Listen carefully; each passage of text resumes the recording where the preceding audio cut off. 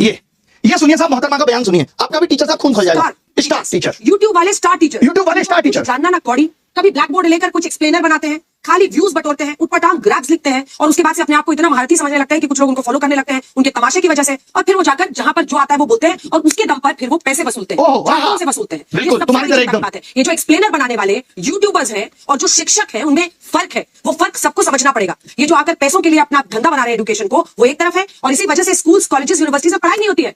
बच्चों से कह दिया जाता है कि भैया तुम कोचिंग सेंटर को ज्वाइन कर लो तभी तुम क्रैक कर पाओगे। ये कैसी व्यवस्था में हम जी रहे हैं? ये बहुत बड़ा सवाल है। आज बहुत बड़ा सवाल किया है मैडम ने कि जो यूट्यूब पे पढ़ा रहे हैं और जो शिक्षक हैं उनमें फर्क है। वही शिक्षक जिन्होंने ओएसएम में कितनी गड़बड़ियां की हैं, उन्हीं शिक्षक की बात हो रही है। यूट्यूब का टीचर हम जैसे तमाम लोग जिन्होंने लोगों को पढ़ा करके सरकार के अंदर भेजा। सोचिए, वो मैडम कह रही है कि फर्क होता है। फर्क मैडम रियल मीडिया और आपके जैसी चाटुकारी मीडिया में भी होता है। पता है आपको, यह समझना पड़ेगा।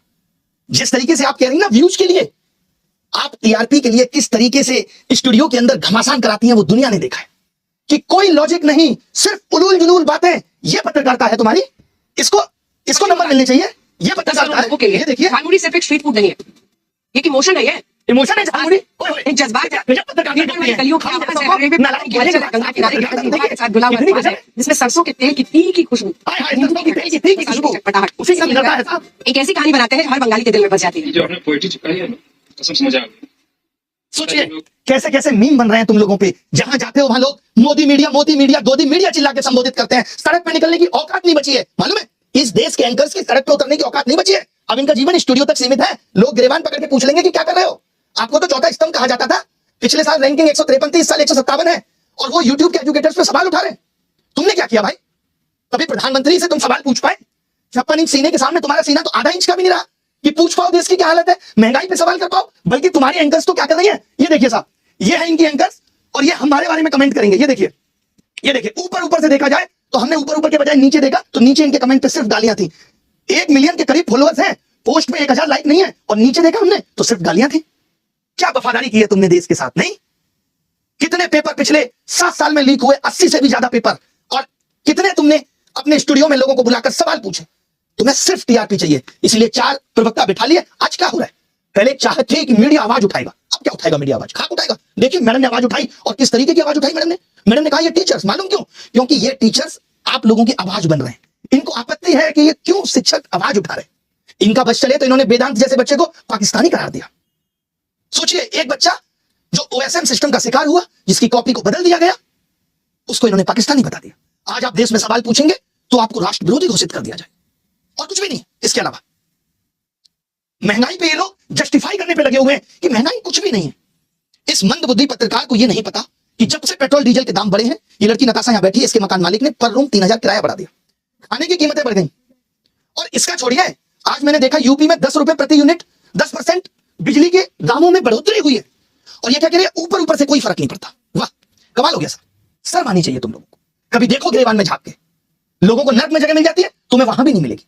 शिक्षकों पे जैसे कौन, खान सर जैसे लोग भाई आवाज उठा रहे हैं। तो ये क्या कह रहे हैं कि ऐसे टीचर्स और तमाम शिक्षक आवाज उठा रहे हैं बच्चों की। कोई एसएससी की आवाज बन रहा है, कोई यूपी एग्जाम्स की आवाज बन रहा है, कोई एसएससी की आवाज बन रहा है। इनको आपत्ति है। ये कह रहे हैं कि इसीलिए यूनिवर्सिटी में पढ़ाई नहीं हो रही क्योंकि कोचिंग है, और जबकि उल्टा है कि यूनिवर्सिटी में पढ़ाई नहीं हो रही इसलिए कोचिंग बनी, क्योंकि भारत का एजुकेशन सिस्टम इतना कमजोर पड़ गया था। कमाल हो गया भाई। एक एक करके हर एक चीज पे बात करेंगे।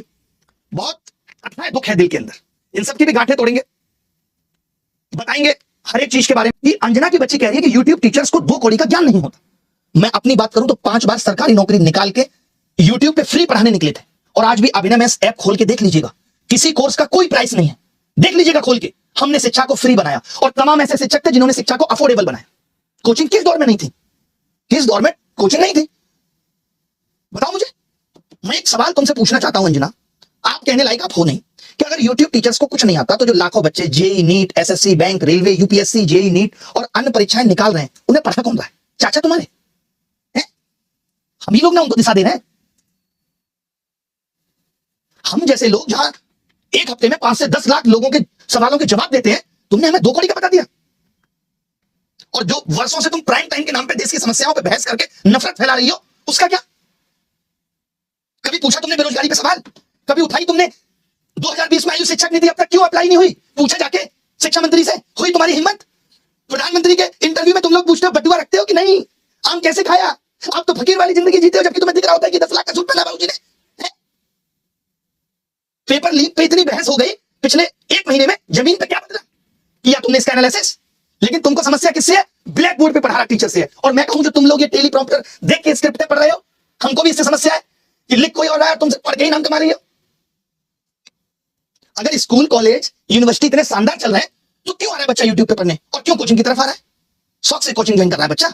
उसे पता है कि ये व्यवस्था उसे मजबूर कर रही है। स्कूलों में नहीं पढ़ाया जा रहा, स्कूल बंद हो रहे हैं, स्कूलों में एक शिक्षक है, महिलाओं के लिए टॉयलेट नहीं है स्कूलों में, क्योंकि हमारे देश के नेता प्राइवेट स्कूलों का उद्घाटन करने में बिजी हैं।